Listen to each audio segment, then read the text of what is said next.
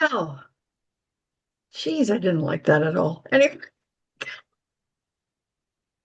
sorry. Um, We I loved it. We loved it, whatever it was. know this is what happens when you marry a bunch of plants in Aquarius. And for those who are uninitiated, it's like fly by the seat of your pants and a Saturn and Virgo that says that wasn't perfect. So let's give it another try. So I want you to grab your invisible bowl and your curiosity because it's time for another episode of AstroSoup. And I'm sorry I'm reading my script, so I just but first of all, there's a couple housekeeping items. So I launched in August uh, a little over a month ago. And then reality hit as it has a habit of doing. And I had to take some time to recalibrate and figure out what my path forward was, which is one of the reasons why I'm on Zoom doing it live on Zoom and at some point I will transition to YouTube. So the way this is going to work is that I'm going to do I'm obviously doing a live episode today, and then I will be doing a one that will be recorded, which will be available next week. And that's kind of been the way it's going to be for the next, 3 cycles, if you want to look at it. I threw Libra, Scorpio, and probably Sagittarius because it I it always amazes me how much of a learning curve dipping your toe into new waters always is. And I'm not really sure why I'm surprised by that because it's not like I was born yesterday, but still that's the way it goes. So that housekeeping item aside, let's dig in and let's get cooking and see what's in the soup. So I know it might sound odd, but we really need to talk about that solar eclipse that happened yesterday, which was September the 21st, because it is a marker for what's going to transpire as we move through the neighborhood of Libra. And you want to know why that is. Well, quite simply, even for astrologers, it's not always easy to remind ourselves that things are a flow of energy and that we may have kind of like signposts along the way, which is the sun moving into a new sign or the moon moving around the zodiac every 27 point something days. But that's what they are. They're signposts, and everything is connected. So in this instance, we are going to be carrying some of the energy of the eclipse forward as we travel through at least part of the Libra neighborhood. So we are going to still be called upon to separate the wheat from the chaff. So what does that really mean? Well, if we start to think about how things grow, and this is harvest season, and when harvest takes place, you take the part that is helpful, useful, and supportive, and you separate it from that which no longer works. So if you're thinking about harvest, and I live in on the northern prairies of Canada, and this is harvest season, and if the harvest did not take place, those plants would eventually die. And what would be left? And so nothing that was useful would be taken in and used, and that which is not useful be discarded. And so as we move forward, it's important to think about that as you wander through your life. And when I say wander these days, that's really a lot how it feels. No matter how hard we try to get our feet firmly planted on the ground, um, we have to remember that essentially, and even this month, it's really going to be true because there's such a strong emphasis in A. I'm going to ask you, Jen, if you could put yourself on mute. Uh, Welcome, Jen. so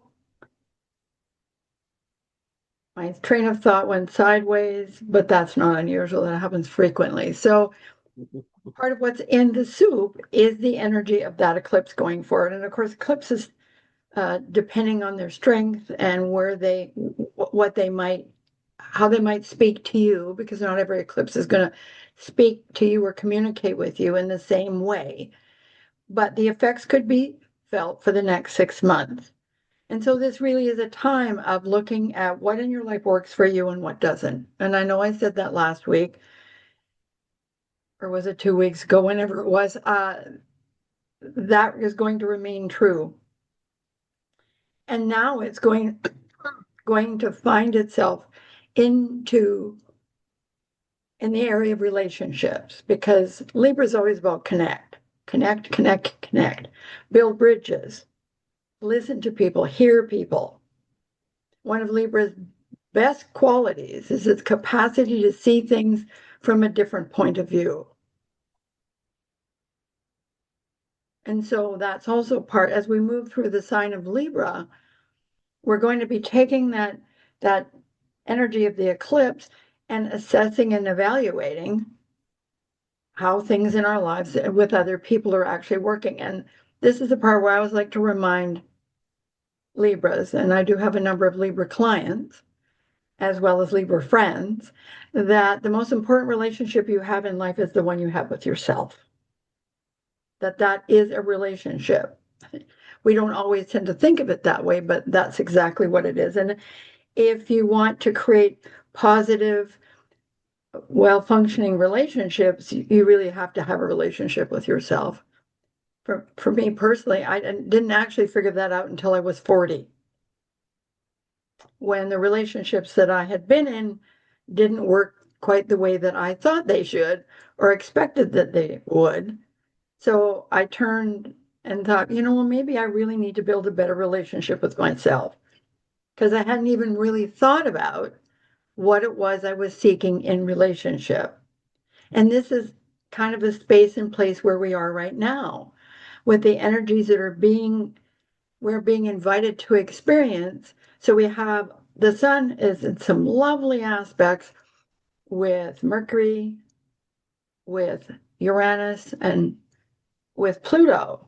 So it's kind of like, oh yeah, that's going to be really wonderful. Well, there's some ease to it, but there's also some discomfort. It's not unlike getting in a car and going down a road that has a whole bunch of bumps on it. So you're really happy to be in the car, but all the bumps make you go like this all the time. And so, because when the sun is in aspect to Uranus and to Pluto, there's a call to make some deep and profound changes. And some of it because of the how they connect or how they communicate with each other, it's going to feel easy at the same time as it feels uncomfortable. And then you bring in the energy of Venus, which is in Virgo, and it's like, so it's kind of like back and forth between what works, what doesn't work, perfectionism versus can I let it go, what's valuable in this situation to me and what's not. And the truth is, we begin our travels through Libra with a new moon. So, of course, there is bound to be some things that are not clear, because the new moon is about initiation and planting seeds. And again, we're back to the reference to plants. And so we tend to have this feeling about the new moon that it's initiation, and all of that represents all rolled into one phase of the moon. And that's simply, if you look at the phase of the moon, that's not how it works. This is where you plant the seed and then you have to nurture it. It's not ready for prime time in the new moon phase. And when we get to the crescent phase, which is the phase before we hit the first quarter and on to anyway, this is where we nurture it. And what do we do if we're growing something and we're nurturing it? We're making sure that there's no weeds around it. There's nothing that can interfere with its growth. And again, that's kind of where we're at right now. So looking at sometimes how you get in your own way, or if other people get in your way, why is that? It reminds me of my friend Zelda Hall, who lives in Amsterdam, posted something the other day about questioning, asking ourselves if we can look at an experience from the point of is this about you or for you? Is something happening to you or for you? We sometimes don't really understand that every experience in life, not only does it have meaning, but it also has purpose. So I'm just going to talk a little bit now about the first quarter moon that we're heading to. Well, I should be waiting till but I'm not always good at following my own. No waiting. You noticed that, did you? Don't make us Oh, wait. and I really did. I forgot to say at the beginning that, I'm the host, Leslie Francis, and Andrea is both my sidekick, my producer, and otherwise known as the kitchen help, because I'm the sous chef. I don't know how far we're going to take the cooking references, but because I am an Aquarius and I don't like things to become too predictable. Anyway, so and this time around, it really is important because the first quarter moon will happen in Capricorn, which is okay. So what are you going to do about it? Mhm. So, um, so what is the story as we move through the sign of Libra? Well, there's a lot of push for change, but you really have to go inside first. Why we forget that when the moon is dark, that's an internal thing. That's not an external thing. Because they're breaking, oh, it's so exciting. It start with a new moon and all these things are possible. Yeah, at some point. Because so what happens is the balsamic moon, it asks you to let go of structure. In other words, substitute perspiration for inspiration. But during the balsamic moon, you can have a lot of different ideas. A lot of things can pop and seem really exciting to you. And it's when you get to the new moon that you kind of have to pick something. It's like, which thing is calling to you the loudest?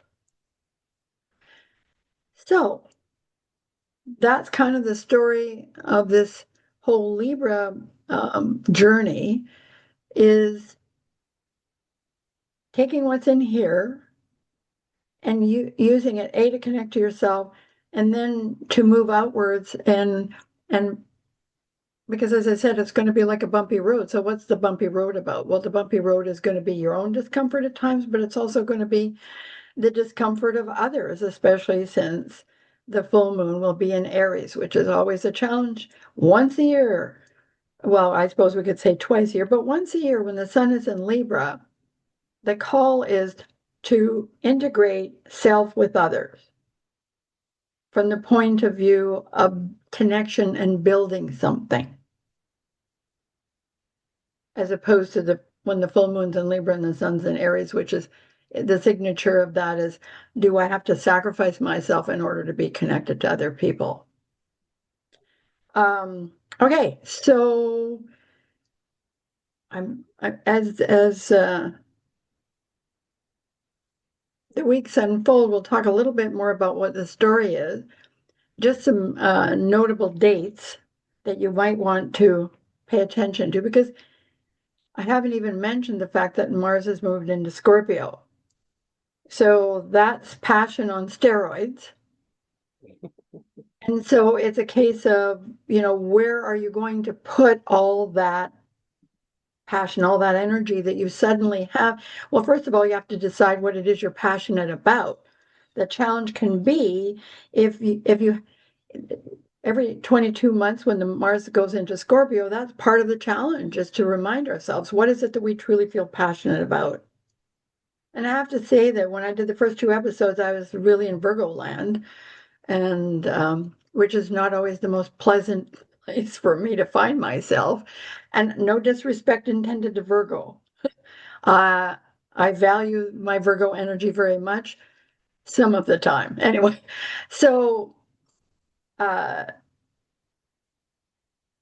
geez, my brain is gapping out. Anyway. So we're talking If about only I passion. had some soup props, I would have taken the moment to Yeah, Maybe. where are the Yeah, vegetables? I know. Where, I'm I can't help much in the kitchen because I don't have any props.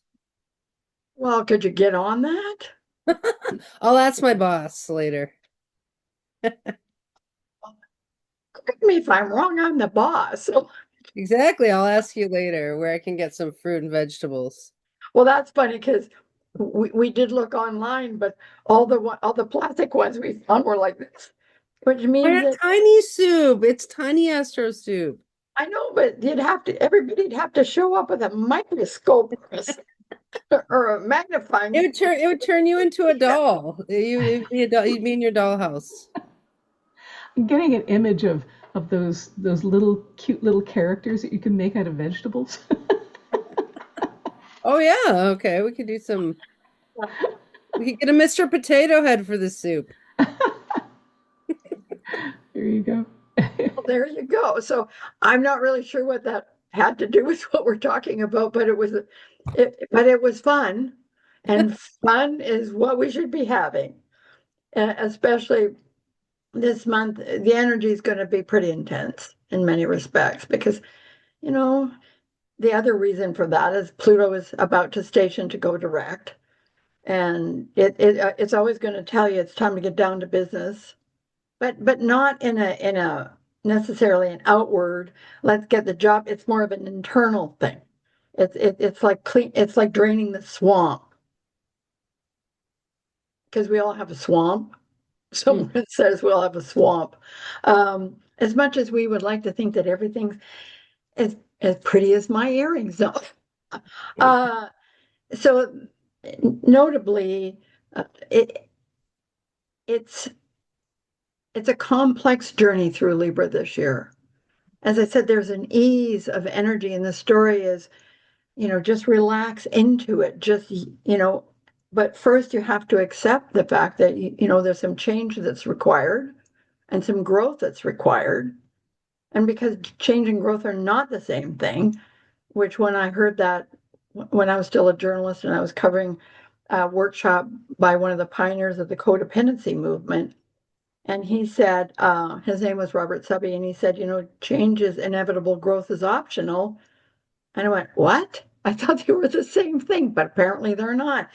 So when things feel easy, you always have to be a little bit careful because there's a difference between ease and easy. And I have my friend Tammy to thank for because I didn't realize that they were different either. So I'm proof positive that life always brings you new experiences that allow you to see the world in a different way. And of course, that's part of what Libra is about. It's not like we're opposite each other. It's like there are different perspectives because Aries can be very focused in the sense that it doesn't like distraction once it's decided to do something. And so if they've made up their mind, the Aries energy makes up its mind to do something. It doesn't like it when you come along and see, so by the way, it's like Evil Knievel, trying to jump whatever it was that he almost killed himself on. It's like he just trusted it that he could do it and he didn't actually take into account what he was actually asking of himself. And that can be very much Aries energy. It's just go, I'll deal with the consequences when it happens. Now, there's a really positive side to that. And as we're talking right now, about the ease of the energy between the Sun, Pluto, and Uranus, there is an invitation there.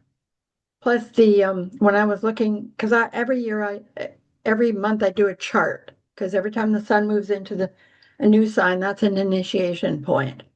So when I looked at the chart, I realized there's so much opportunity in this month. There's so much opportunity that people are going to have trouble focusing, which is where, if you're using the Uranus Pluto energy, they ask you to be open to change, but also to get focused.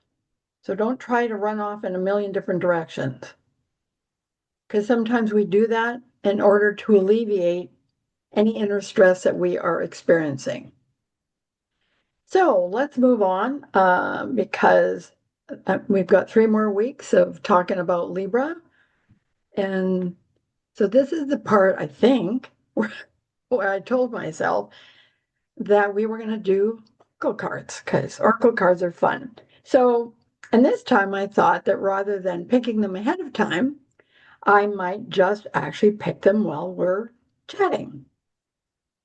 So, again, we're back to the secret language of color cards because I love color. In fact, next week's episode, which will include Andy and I talking about remediation, and she's actually going to pick on me. Again? Well, it's an ongoing thing. So, anyway, and I'm going to talk a little bit about color and what it can show you and what research shows you. When I was a journalist, I always liked to write about stuff like this, and this was in the early 90s when no one else was doing this kind of thing. So fortunately, the newspaper kind of went, okay, if you really want to write about that, partly because, they had a feature section and we had to fill it up with something. Anyway, so here we are with the color cards, and I'm just going to shuffle the cards, which is always an interesting thing. And I don't know how many of you have oracle cards or whether you play with them or not, because to me, this is playing. I just shuffle until something falls out. Other people want to get a little bit more organized and follow their Saturn and make piles and fan them out. No, oh my God, and it's one of my favorite colors. It fell on the floor, so I'm sorry I have to bend over and pick it up. Oh, isn't this nice? It's cyan, and it says build your confidence. Interesting. So, when I talk about these things, I want you to be really sure, how do you feel about it? The color may speak to you in different words than what's on the card. That's just a guideline. I once had a hairstylist who was quite psychic himself. In fact, when his wife got pregnant, he's the one who had morning sickness. That's how psychic he was. And he said to me once, well, like I have a deck of tarot cards, and I pick them up and I look at them, and then I get a message, and then I read the book, and it's not what I sensed or felt. And I said, well, but you need to honor your experience of the card. That's just the interpretation by the person who wrote the book. Because we don't all experience these things. And I can tell you that, and Wendy too, since we're all astrologers, that our way of viewing things may or may not coincide, but we can always learn something from each other. So Absolutely. apparently I need to pick another card. If I could just mention, I'm really glad that you mentioned what the color is because it looks totally different on my monitor. And that tends to be a problem with monitors because colors look totally different. That looks green to me. Yeah. Well, Maybe a because it teal sort of. is somewhere between green and actually sometimes between green and turquoise, not even green and blue. Oh, okay. So it's sort of If there was a purist teal out there green would then? tell me the turquoise is, anyways, never mind. Okay, because it doesn't look cyan for sure. I know because, well, and then also you have to take into account the lighting in my office. I think it's more the monitor, which tends to happen, unfortunately. It's why it's really dangerous to buy clothes online. You never know what you're getting. Oh, I know. Well, I don't like buying clothes online anyway. I like to touch them and feel them and put them on. And I Yeah. hate going to the post office, so that's not going to happen. Anyway, let's pick another color card for our journey through at least the first week. Oh, see, sometimes stuff is a little more violent with me. Oh, isn't that interesting?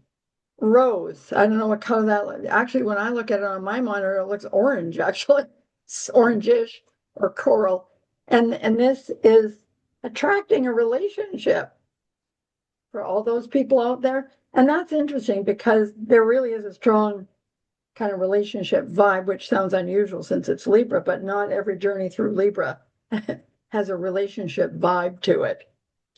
Okay, so apparently that's all I need of the two color cards, but I'm not done.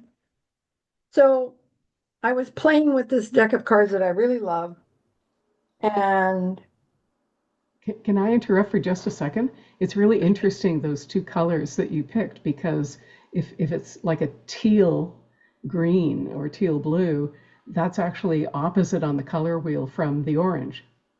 So there you go. Which And is that's so interesting Libra, because we're right? going, yeah, the full, it doesn't the universe work in mysterious ways, Mm, or not so mysterious? It's just very synchronistic. very I need to fitting. go get my glasses tightened again. Anyway, so this is a deck of cards that I really love. It's called Soul Coaching Oracle Cards Mm. by Denise Lynn. And I'm sure you can still purchase those. They're so positive and so upbeat. And of course, I have a Moon Jupiter conjunction, so I like positive and upbeat. So these are a little bit different. The first card that fell out was Purification, which carries over the Virgo energy, right? And this one says, my energy field is being cleansed of all that I do not need. The next card was Energy.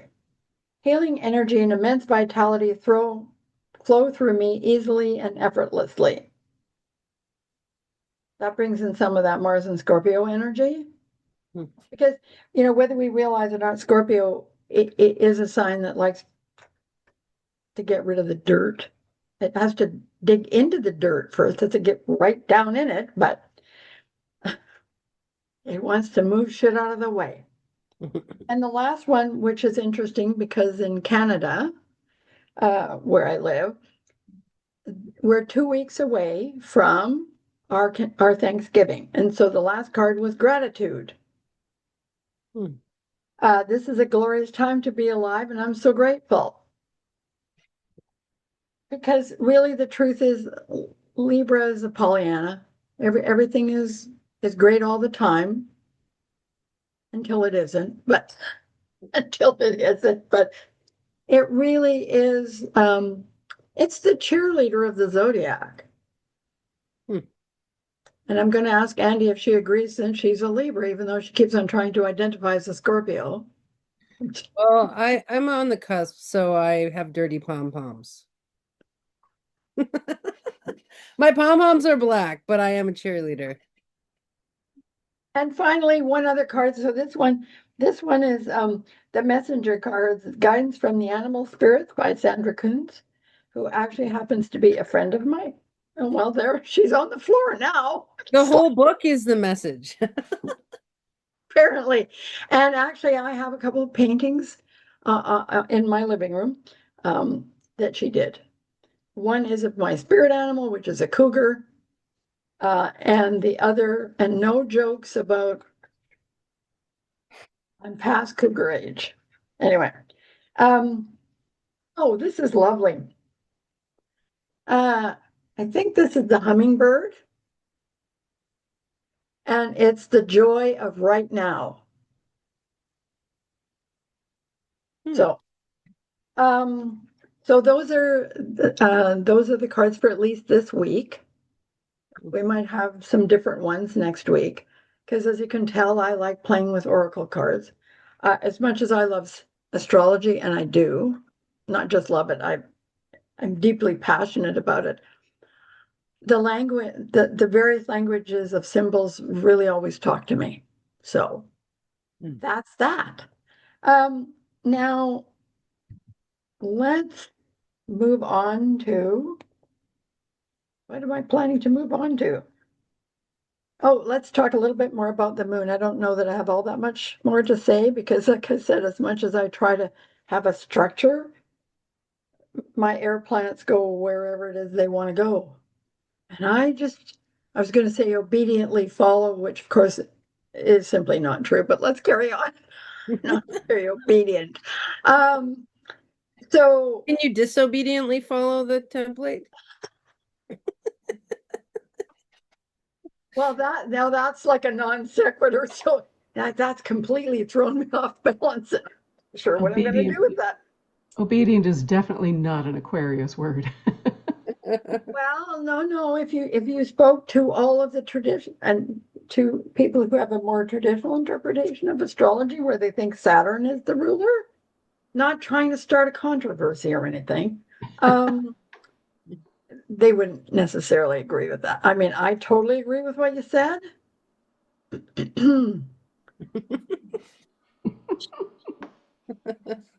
This isn't helping us talk about the cycles of the moon. So I just wanted to note that we seem to be in a cycle right now that the new moon, um, okay, it's really hard sometimes for astrologers, never mind people who are not astrologers, to remember that these are cycles and the energy is always moving. Again, yes, there's an initiation point. There are lots of initiation points in astrology. Like once a month, there's the moon initiation. Once every 30 to, again, about the same time, there's a new solar cycle. So we always have the opportunity to begin again, if you like, to take the energy that we have to work with and find new ways to express who we are. Which means to me that it's hard to nail things down, and we so want security in life, but the most secure thing we have is ourselves. Actually, our foundation is ourselves. However, the third dimension has a tendency to make us go to challenge us to find out whether we're going to truly be ourselves or whether we're just going to follow whatever the society we live in has deemed the way to do things. And we all experience that and go through periods where I don't even know what I'm trying to say because my brain. So this is Andy's opportunity to torture me again, but. Do you want to see my fidget spinner? That's what life feels like. It feels like a fidget spinner. So anyway, so it's interesting throughout the last few months, and I can't remember exactly how many months back, the new moon has always happened before the sun moves into a new sign. And of course, sometimes we can, it's hard to recognize. It doesn't matter where the new moon was, whether it was the same sign as where the sun was when the sun initiation took place. It only matters that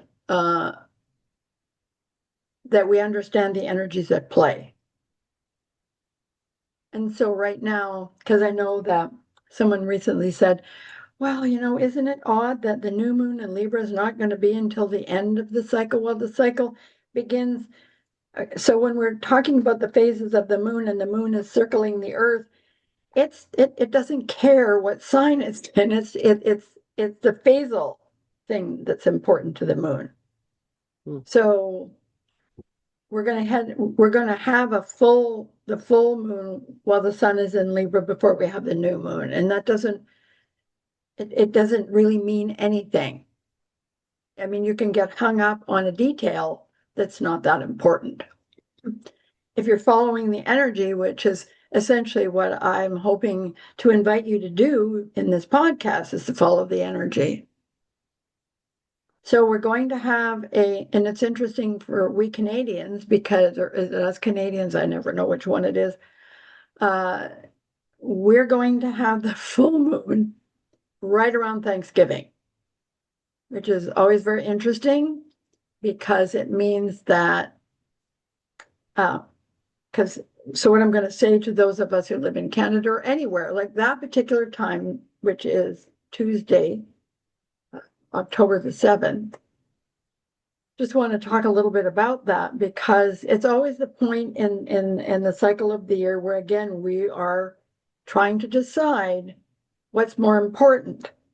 And that's where freedom, self-determination, self-reliance, because those are positive qualities of Aries, especially this self-reliance.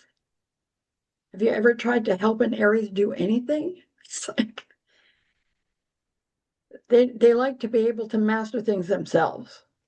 And the Libra part is thinking, well, I don't really like to do anything by myself. I know when I was younger, and I have a strong Libra signature in my chart, I hated doing anything by myself, and I mean anything. I didn't like being alone. And as I grew to know myself more, like I spend the majority of time by myself because I discovered that if I don't like my being with myself, then that's a bit of a problem. So whenever we hit this full moon in Libra, there's always that push-pull, the need for connection, but the need for self-reliance and self-determination. So when the full moon is in Aries, it's challenging the Libra energy to integrate so that it's not a case of either or. And that's a challenge when you have that push-pull because essentially they're on the same energy spectrum. One is just at one end and one is just at the other end. But life doesn't actually unfold at only one end of the spectrum and not the other. This is the beauty of astrology because it really does describe what it is to be human and the things that we have to navigate. So I think that's pretty much all I have to say about lunar rhythms right now because I said a bunch before. And so what's on my list of things to do next? I have to consult my schedule. So next we have our monthly or whatever sharing of AstroBite.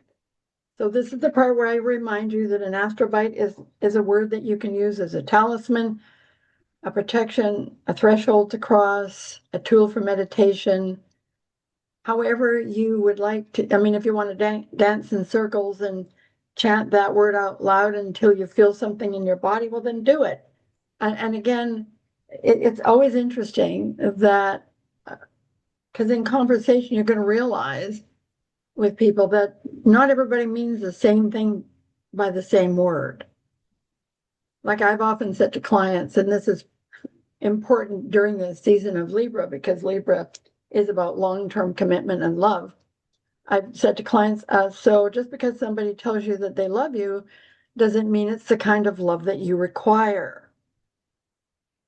Because everybody has a different definition of what that is. Can you say something about how you come up with those words, the bites? It's like a download. Really, it's just I kind of look at the energies that are in play, and then I just kind of let my intuition take over. Intuition, yeah. It has to do with the sign in this Libra cycle. Yeah. Okay. Thank you. I forgot to make that clear. What would I do without my kitchen help? Well, we're just curious over here. No, I mean, it's good to be reminded.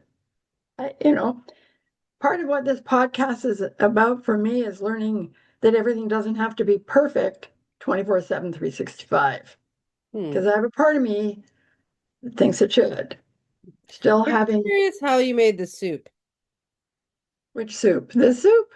Yeah, we just are curious about your process. My process. Oh, okay. So, I think you answered it. Yeah. Your recipe. well, oh, you mean the process about the AstroBites, not the Yeah. process for the entire episode. Oh, I mean, that too, but Well, I could show the chart, but I'm not going to. Well, I looked, okay, just quickly. This is the chart for the sun moving into Libra. And of course, it's at my location, which means the chart in different locations will look different. I mean, the relationship between the planets will be the same, but what's rising will change. So, Scorpio rising, which is always very interesting because where I live, Edmonton is a Scorpio city. And so, if you really want to get in touch with Scorpio energy, you should move here. And considering that you always identify as Scorpio, and sure, I'll move in with you. Well, I have a spare bedroom, but is Shane going to want to come with you? Then I can produce you 24 hours a day. Okay, now that's a little too much. Have you ever tried to produce an Aquarius 24/7, 365? I'll just take you to the produce section of the grocery store and Where I can we pick can up make some some. celery and hit you over the head with it. I'm not a violent person, really, but you know. That'll cost you extra. Just kidding. So I kind of analyze it the same way I would analyze a birth chart to some degree, doing all the breakdowns and looking. So, and it's interesting because I have a little technique. It looks at what planets. Obviously, the sun is going to be the earliest planet. So this is the Libra cycle. It's in charge, except there's all the other things that are going on because it's not just the sun's in Libra. So for this cycle, Mercury and Venus are kind of best friends and they're on the same page, which is good because it's a good month for, if you have contentious issues in your life, it's a good month for you to sort out things and find a way to communicate what's important to you. Because Venus is the boss of Libra, but it's also the boss of Taurus. And so values and what's important is never too far from your mind, even during the season where we think our focus is totally on relationships. And the truth is, one of the reasons why relationships don't always work out is because people don't value it. The two people or the group or whatever don't value the same thing, right? So, but the planet at the latest degree, which is what I call the gatekeeper, is Saturn. So this is a month in which at some point you're going to have to face reality. And the reality, the interesting thing about the truth or reality is sometimes it's not nearly as awful as you thought it might be in your mind. It's actually liberating. And the other interesting thing as we come to the end of the Libra cycle is that it's funny looking at all of the ingresses for the last 2 or 3 months, there's always something at the last minute, just as the sun is in the last degree of that sign, something shifts and changes that's major. And in this case, it's going to be Neptune is going to back up into Pisces. So it's a time to anything at the 29th degree is an indication. It's like having one foot on the brake and the other foot on the gas pedal. You can't quite move ahead. Like we've had a little bit of taste of what it's like to have Neptune and Aries, but it's just a taste. It's not the whole menu. It's not the entire meal. It's just a hello, this is some of what this is gonna feel like. But now I have to go back and it's like you can't have dessert until you've finished until you finished your dinner. Vegetables. Vegetables, again, those vegetables. I'm okay with vegetables. Well, there's a list of vegetables I don't like, but so we got sidetracked, but that's okay. Let's just talk about the happy little AstroBites for this month. So for Aries, it's breathe. A little bit of an explanation. An Aries who's experiencing Mars in Scorpio is not going to have an off switch. So okay. Aries likes to move. Mars in Scorpio is I only have two speeds, 0 and 180. So for Taurus, it's move. I don't have an explanation for that one, at least not in this 10 seconds. And I have to be honest, like I look at the ones that I've chosen and I try to find what I consider to be a logical reason for them.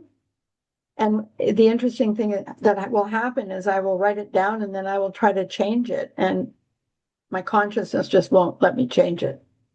Like, and it just says to me, well, just because you don't understand doesn't mean it's. Anyway, so for Gemini, it's feel. And part of that is because of the grand trine between the Sun, Pluto, and Uranus. There's a call there too. to get in touch, because Geminis are not really all that interested in feelings, interested in ideas, uh, sharing what they know. They love to collect information. They just like to be well, they're what I call the reporter of the zodiac. Because they will go out and experience something and then they'll come back and tell you all about it.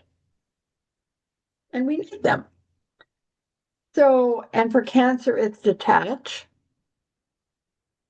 because it's going to find all this Libra, Pluto, Uranus energy to be a little bit of a challenge.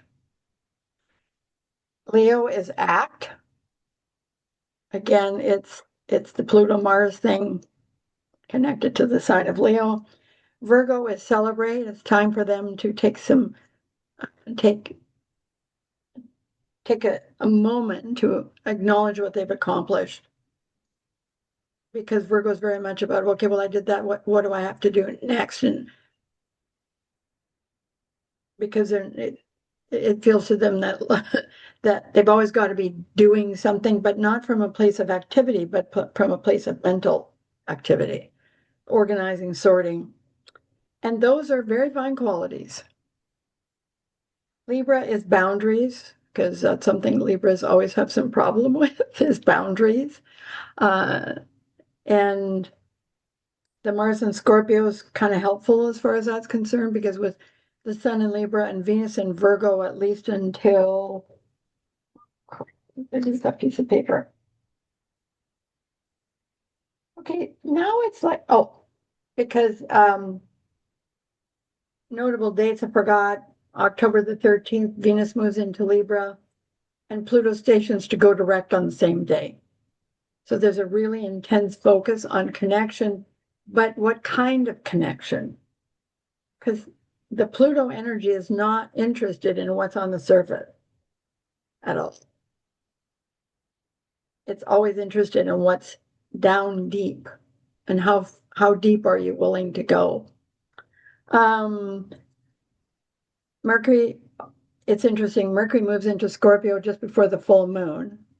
So that's going to be, there's an intensification of, well, Mercury in Scorpio is always really interesting because whatever it is they like, they will throw themselves 100% into it. They'll do all the research, they'll learn everything they can because they have to master it. But it's because they don't like surprises. and they're good at ferreting out secrets. So that just before the full moon is a kind of an indication of as we come to the point in the cycle where we can see the results of whatever hard work we've done up into the full moon. Mercury in Scorpio is going to want to figure out why that's important. Not just what did you learn, but why is it important? And then, of course, I just said Neptune's going to back up into Pisces just hours before the sun moves into Scorpio, which is lovely because somewhere during the Scorpio season, which we will talk about when we get there, but the sun is going to be in a happy relationship with Pisces, with the Neptune and Pisces. And so there's that call to once again, remember, inspiration is important. That's where things begin. It's in inspiration, in the balsamic phase, in Neptune and Pisces, Neptune in your chart. Where is it, and how is it that you feel inspired? Because if it wasn't for Neptune and the idealists on the planet, we wouldn't have fire. We probably wouldn't have the wheel. Idealism is important. It's kind of hard to accept because Libra is idealistic itself. So it can be a bit of a challenge when you're an idealist. I always call myself a practical idealist because I am an idealist, but I also know what's possible. And sometimes a downside of idealism is recognizing that you can't always achieve whatever you think perfection is. So I need to finish this because we're almost out of time. So Scorpio's passion for obvious reasons. Sagittarius is center. Find your center. Aquarius is birth. And Pisces is initiate. And so, What's Capricorn? oh, advance. I'm sorry. I skipped right over Capricorn. I wonder why I did that. I don't know. It's going to be hard for them to advance if they don't hear their AstroBite. So, Poor Capricorn. in closing, because I'm not sure I have much else to say since I, and of So course, what I'll is be talking Capricorn? about, huh? What is Capricorn's Advance. astrobite? I'm sorry? Advance. Advance. And they'll like that. There's nothing they like more than advancing. Maybe Aries does too, but whatever. Maybe that's one of the reasons why Mars is exalted in Capricorn. So, as I said, I'm always going to end each episode with a little quote or story. And I think it's particularly apt for the first episode in the Libra cycle. So, the sun shines not on us, but in us. So, oh yes, I was supposed to talk about sunshine and lollipops. Well, maybe we'll be doing that next week. What else can I say? And now I need to find, oh, for heaven's sakes. So last week I shared or the last podcast, because it wasn't last week, I shared my favorite quote, which Wendy confirmed for me came from Hamlet.